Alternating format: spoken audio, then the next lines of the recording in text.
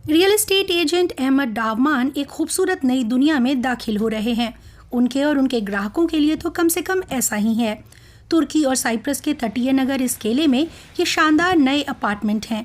डावमान दर्जनों के हिसाब से अपार्टमेंट बेचते हैं, ज़्यादातर विदेशियों को। रूसी और ईरानी लोग उनके सबसे अच्छे ग्राहकों में हैं।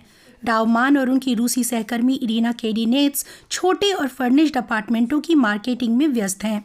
एक अपार्टमेंट की कीमत है 60,000 यूरो। ये इतने हिट हैं कि बहुत से ग्राहक तो कॉम्बो पैकेज खरीदते हैं।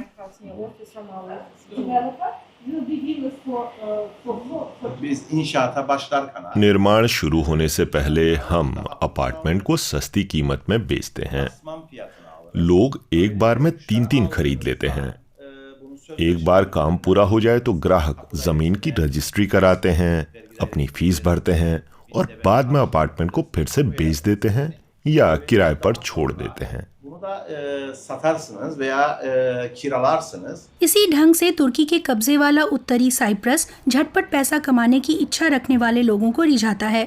बहुत से रूसी ग्राहक यूरोपीय संघ के देश साइप्रस से भी आते हैं। दक्षिण साइप्रस से भी हमारे पास काफ़ी फ़ोन आते हैं। वे आ रहे हैं, देख रहे हैं, क्योंकि ये कहीं ज़्यादा सस्ते हैं और जाहिर है यूरोपीय समस्याओं की वजह से भी वो यहाँ आना चाहते हैं। उन्हें सेफ फील होता है? हाँ, आजकल हाँ। ये लोग यूक्रेन पर रूस के हमले के बाद लगे प्रतिबंधों से खुद को बचाने की कोशिश कर रहे हैं, क्योंकि द्वीप के दक्षिणी हिस्से से उलट यूरोपीय कानून यहाँ पर लागू नहीं है। कई लोग कहते हैं कि मनी लॉन्ड्रिंग के इच्छुक खरीदारों को भी ये इलाका आकर्षित करता है। हाल ही में इस्केले आई एक रूसी भाषी महिला इसकी पुष्टि कर सकती हैं, लेकिन वो अज्ञात रहना चाहती हैं। सोशल मीडिया ग्रुप्स पर रूसी, बेलारूसी और यूक्रेनी लोग भी ताज़ा रियल एस्टेट सौदों की चर्चा करते हैं। बहुत से लोग अपने देशों में वित्तीय मामलों को छिपाए रखना चाहते हैं और जाहिर है इसके लिए वो साइप्रस के गैर आधिकारिक रूप से मान्यता वाले हिस्से का इस्तेमाल कर सकते हैं। यहाँ बहुत से कसिनो हैं और यहाँ पर ब्लैक मार्केट भी सक्रिय है। बहुत से लोग यहाँ अपनी संपत्ति छिपाने आते हैं।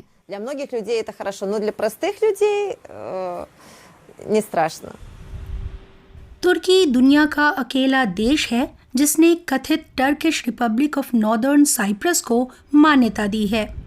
यहाँ बढ़ती मनी लॉन्ड्रिंग के खिलाफ एक विरोध उभर रहा है। यहाँ तक कि साल की शुरुआत में विदेशियों को रियल एस्टेट बेचने पर रोक लगा दी गई थी। लेकिन अर्थशास्त्री मिर्तकान हामिद बताते हैं कि बिचौलियों के जरिए दर्जनों जमीनें या इमारतें खरीदना अभी भी मुमकिन है और देश में आने वाले पैसों का फायदा कुछ ही लोगों को होता है। ये सब मुख्य रूप से रियल एस्टेट सेक्टर पर केंद्रित है, खासकर निर्माण कंपनियों और उससे जुड़े कारोबारों पर। हमारे यहाँ बहुत से उद्योग उभर कर आ रहे हैं, जैसे कि क्रिप्टो एक्सचेंज बाजार या दूसरे सेक्टर जो संपत्तियां छिपाने में मदद करते हैं। इससे वकील और अकाउंटेंट काफी मालामाल हो गए हैं।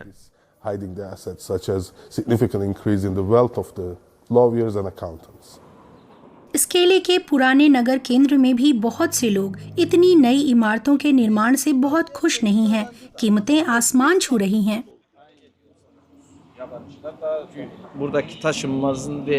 रियल एस्टेट और जमीनों की कीमतें 10 गुना बढ़ गईं। ये आखिर कहाँ जाकर रुकेगा?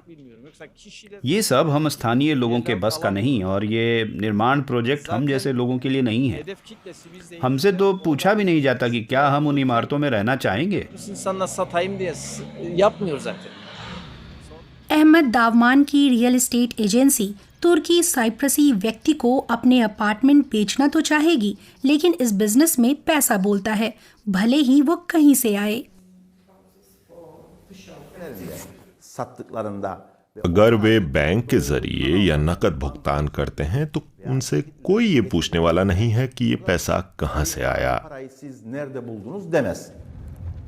दशकों से दावमान का देश अंतर्राष्ट्रीय तौर पर अलग थलग रहा है, लेकिन आर्थिक लिहाज से नहीं। अब दावमान जैसे तुर्की साइप्रसियों को उम्मीद है कि विदेश में रियल एस्टेट की खरीदारी से अमीर रूसी जो पैसा कमा रहे हैं उसमें उन्हें भी हिस्सा मिले। भले ही ये बिजनेस कभी कभार थोड़ा संदिग्ध ही क्यों न हो।